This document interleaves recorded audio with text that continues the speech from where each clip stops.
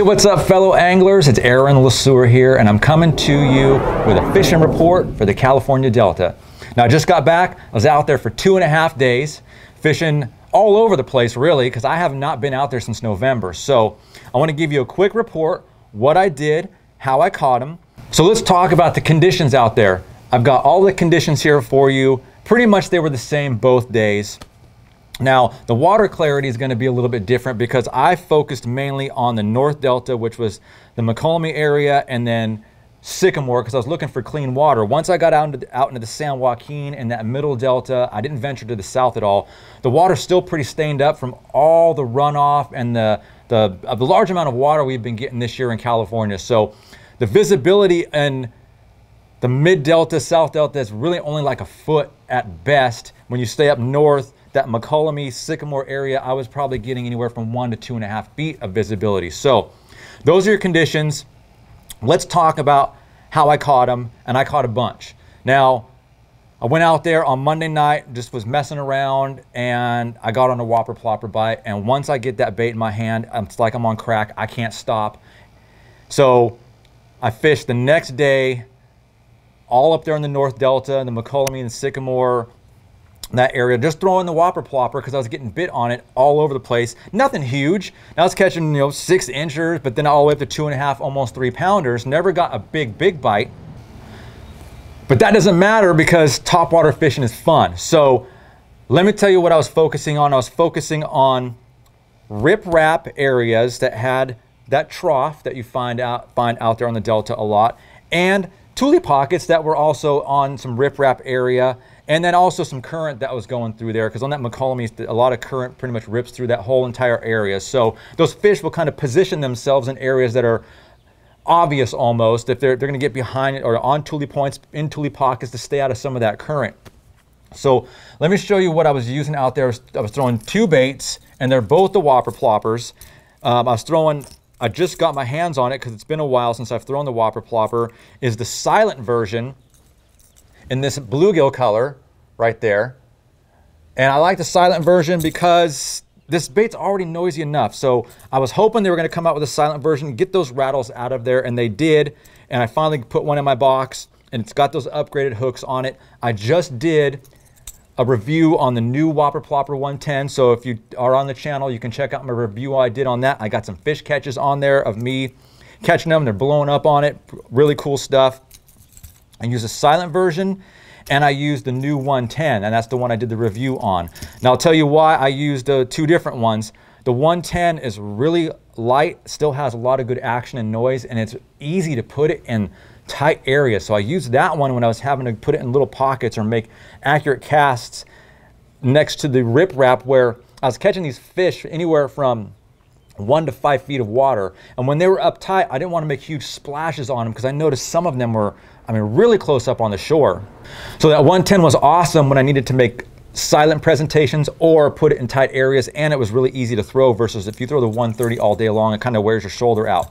Now, when I got to an area where I knew I just wanted to make some fan casts and make bomb casts, I would throw the 130 and use that one. So I alternated between those two, and I tell you what, I caught a ton of fish on there. I probably could have had 50 fish days, but I was out there filming the show, another 2 more episodes for The Truth, and so I spent, after the morning on Tuesday, I went and drove all over.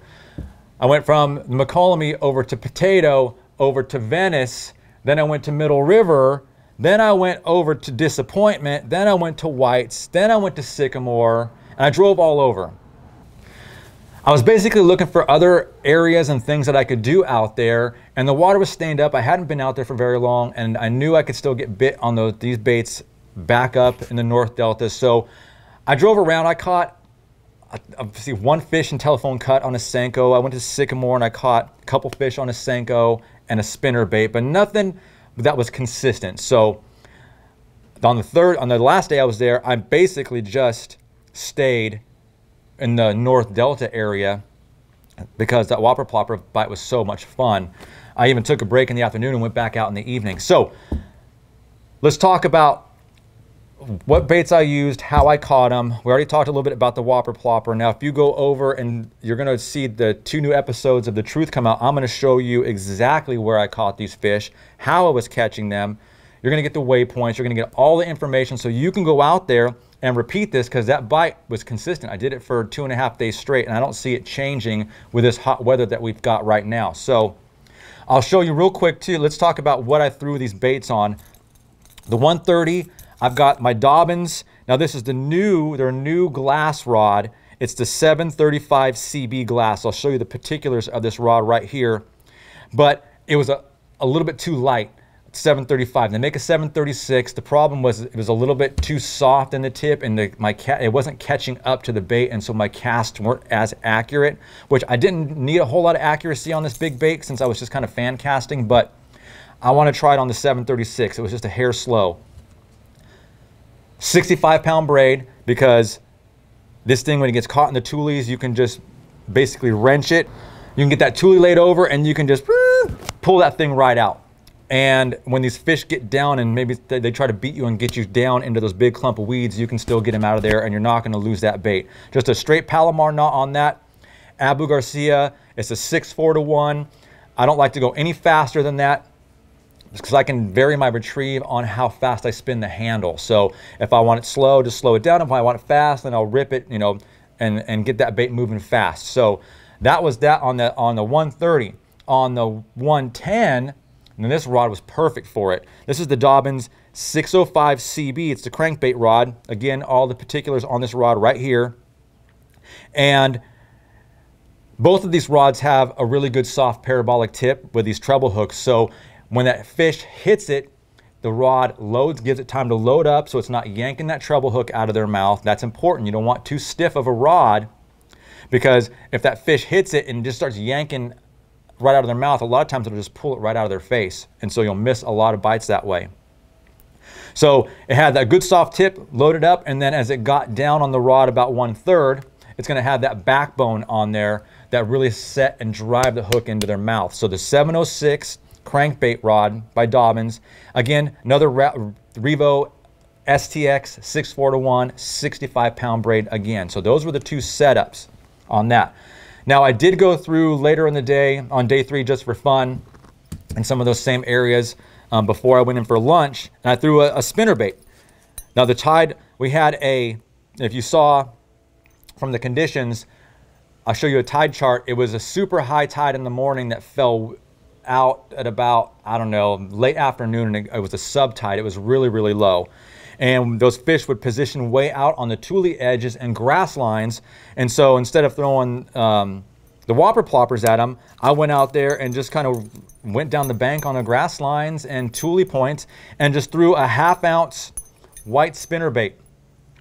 I don't even know which one this is. It's just a generic one I had in my box. Any white spinnerbait with a double willow leaf and a 1/2 ounce pattern will work. So I just basically got that out there, threw it on the grass edge, and just slow retrieve that thing in, just until they loaded up, and then set the hook on them. And then I would throw it, same thing on the tule points, the little points that would come out, throw it past it, counted about 1 or 2 seconds down, started that just slow retrieve back in, and they were thumping it. So caught some fish doing that. Now I did say I caught some on a Senko, like 3 fish, and the Senko works pretty much everywhere. I didn't put a whole lot of time into it because I had a topwater reaction bite, and then I also had a spinnerbait reaction bite. So I like covering water fast out there, and it was fun. I was catching loads and loads of fish. Like I said, nothing over 3 pounds, but I did have a good time. And you want to go out there and just catch a bunch of fish each day, you can try some of this stuff.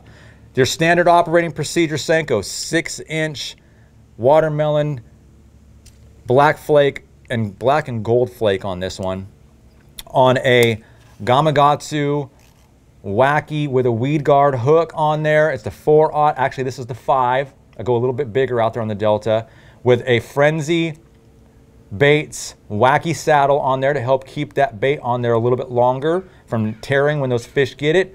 You can probably get yourself, you know, a little bit longer on this bait because it's not ripping in half on the cast, or fish aren't ripping it off. And sometimes the cool thing about this, I'll tell you one quick thing, is when the fish bites it, it actually moves up the line a little bit, so it stays up here out of the fish's mouth when you have it set up on this wacky saddle. So that was another cool thing that I've learned about this. 703 Champion Series Dobbins rod. Here are the rod particulars. I just like that it's a 7-footer, 3 powered, and you can go 4 or 7. Sometimes I'll throw it on a 733 if I'm pitching it, but it's plenty long enough just to make short pitches out there. And I have it on 20-pound braid with a 15-pound P-line leader, double uni knot again. I know there's other knots on there that it's personal preference. That one always works for me, but you can use whatever knot you prefer to put those 2 lines together. So that's everything I used out there. I'll throw some fish catches at the end here so you can see some of the fish that I caught. So go out there and try it for yourself. Like I said, you're gonna see all the exact locations, fish catches, all the details, more information on the rods, more information on the baits on those up and coming episodes of The Truth. So if you like what you see, make sure you hit the like button, subscribe if you already don't, leave a comment. I'm LeSieur. Stay focused, fish hard, and I'll see you out on the water.